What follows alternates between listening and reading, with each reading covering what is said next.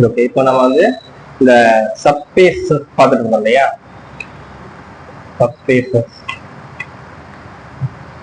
அப்போ வந்து சப்ஸ்பேஸா இருக்கணும் அப்படின்னா நம்ம வந்து ஒரு வெக்டார் ஸ்பேஸ் V இருக்கு, அதுல இருந்து ஒரு சப்செட் எடுக்கிறோம் W-ன்னு. ஓகேவா? இந்த W வந்து சப்ஸ்பேஸா இருக்கணும் அப்படின்னா அதுக்கு வந்து 3 கண்டிஷன் இருக்கு இல்லையா?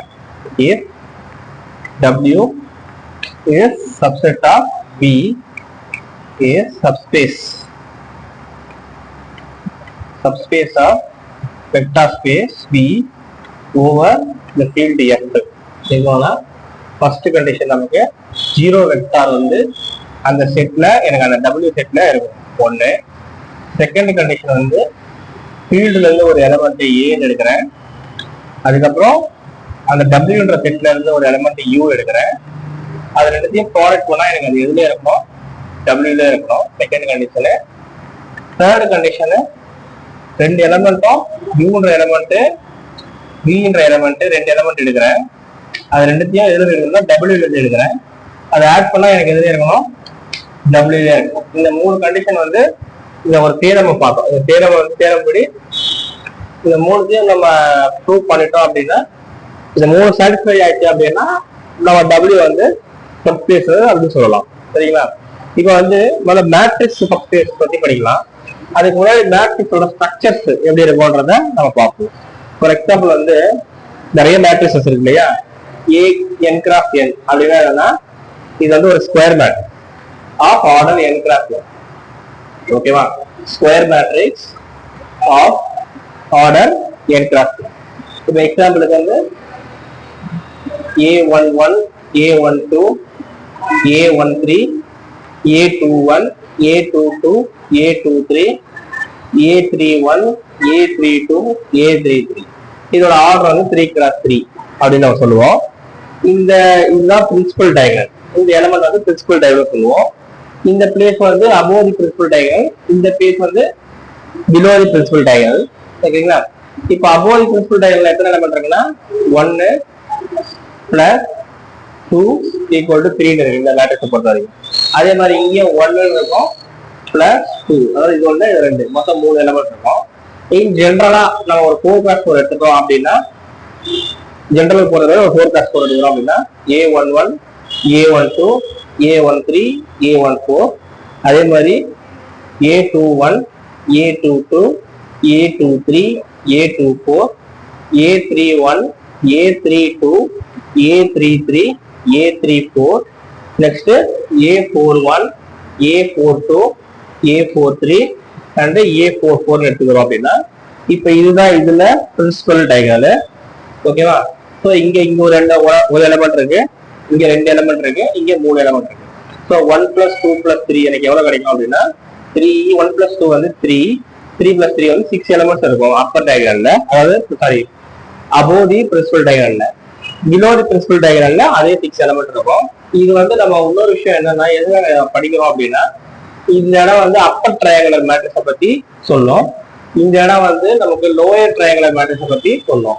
ஸோ நம்ம upper triangular matrix lower triangular மேட்ரிக்ஸ்ல நமக்கு எவ்வளவு எலிமெண்ட் இருக்கணும் அப்படின்றத வந்து நம்ம ஜென்ரலா பாக்குறதுக்கு இந்த ரூலை யூஸ் பண்ணி பார்க்கலாம். ஓகேவா?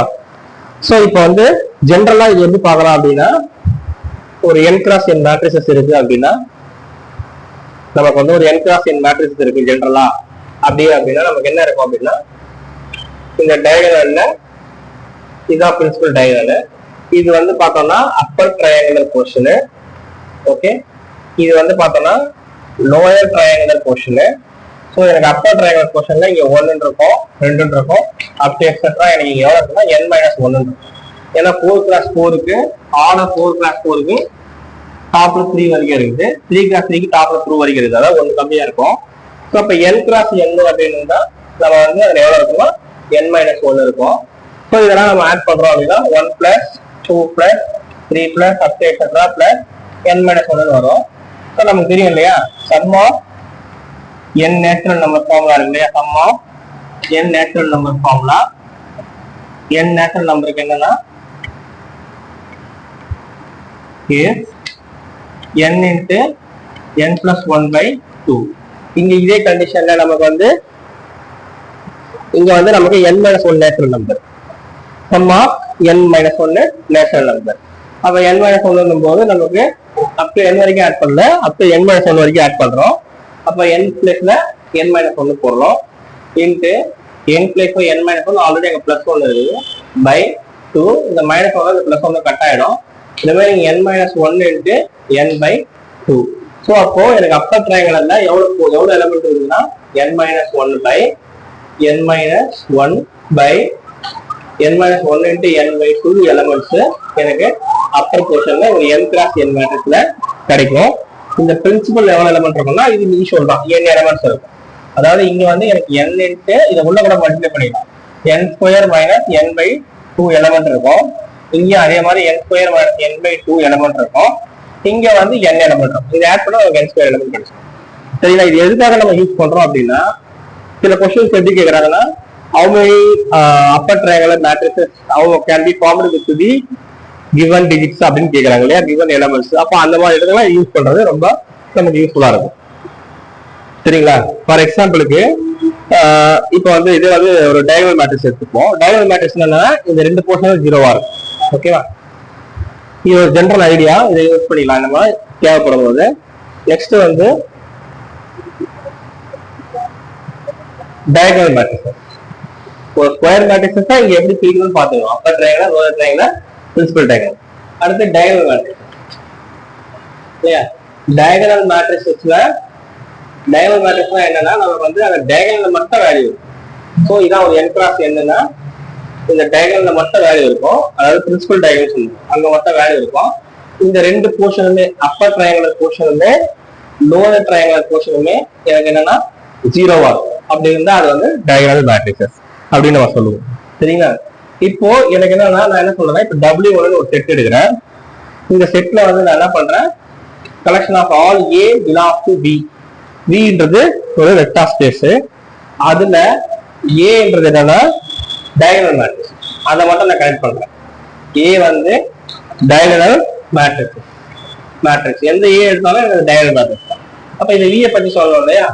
Vன்றது எனக்கு என்னன்னா என்னுடைய Vன்றது வந்து பாத்தீங்கன்னா collection of all square matrix of n cross n. ஓகேவா?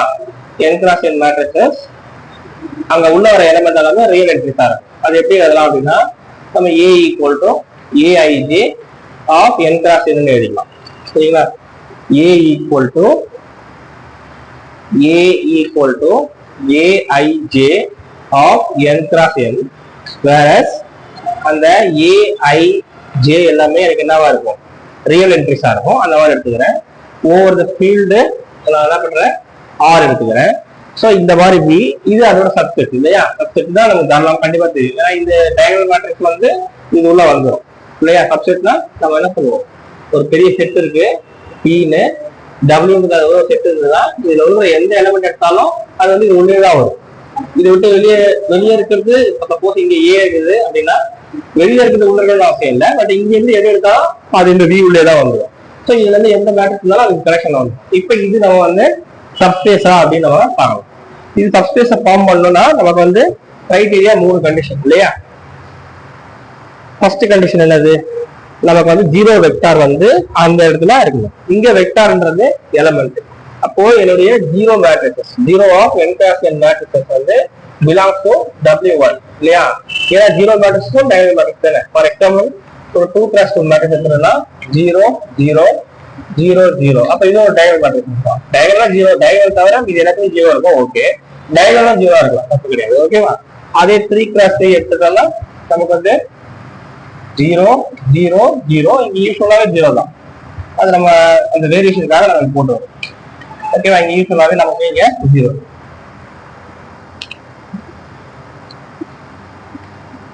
இந்த மாதிரி ஃபார்ம் பண்ணணும் இல்லையா? இதே மாதிரி தான் n கிராஸ் n-க்கு நம்ம வந்து ஜெனரலைஸ்ட் பண்ணும்போது அப்டு எக்ஸெட்ரா நமக்கு என்ன இருக்கும், எல்லாத்துலையும் 0 0 இருக்கும். அப்டு எக்ஸெட்ரா இங்க 0 வரைக்கும் இருக்கும்.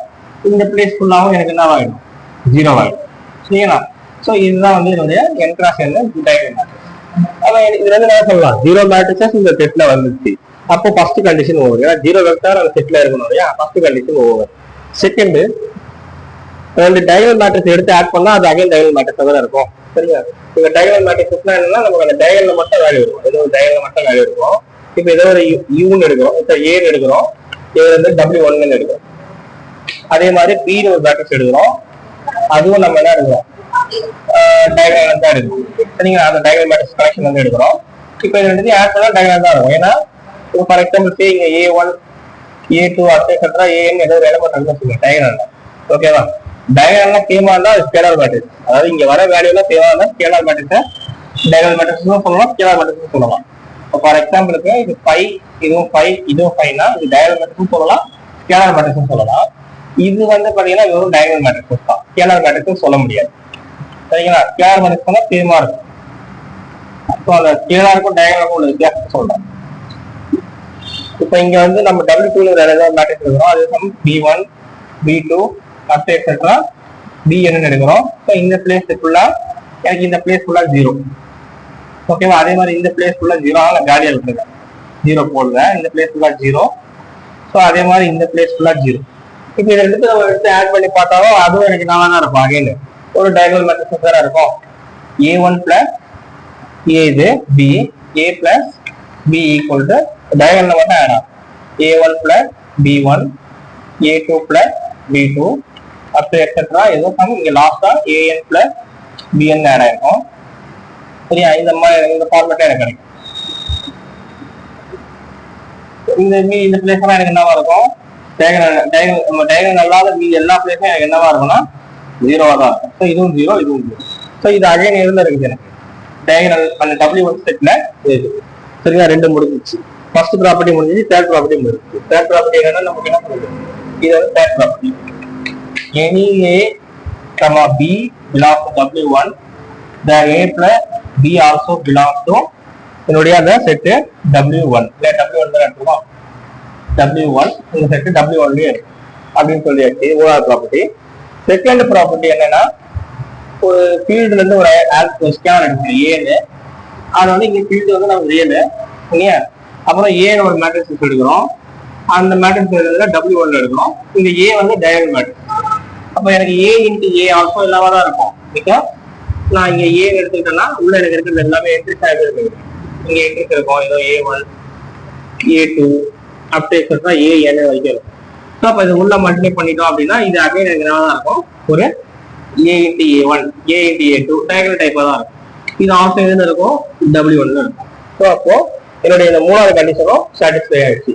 ஸோ அப்போ இது வந்து நான் என்ன சொல்றேன்னா இந்த collection set of all diagonal matrices of the vector space, set of all subset of diagonal matrices எல்லாமே இந்த வெக்டார் ஸ்பேஸோட சப்செட் எல்லாமே நமக்கு என்ன வருது, வெக்டார் ஸ்பேஸை ஃபார்ம் பண்ணுது அப்படின்றத நம்ம இங்க ப்ரூவ் பண்ணிட்டோம் இல்லையா? இந்த மாதிரி நமக்கு நிறைய டைப் மேட்ரிக்ஸ் இருக்கும், ஸ்கேலார் மேட்ரிக்ஸ் இருக்கும், அதே வந்து ட்ரையாங்கல் மேட்ரிக்ஸ் இருக்கும், அப்பர் ட்ரையாங்கல் இருக்கும், லோயர் ட்ரையாங்கல் இருக்கும். இந்த மாதிரி நிறைய மேட்ரிக்ஸ் இருக்கும். ஸோ ஒவ்வொரு மேட்ரிக்ஸ் செட்டும் அந்த கலெக்ஷன் நம்ம வந்து எப்படி வந்து சப்ஸ்பேஸை ஃபார்ம் பண்ணுது அப்படின்றத நம்ம பார்ப்போம்.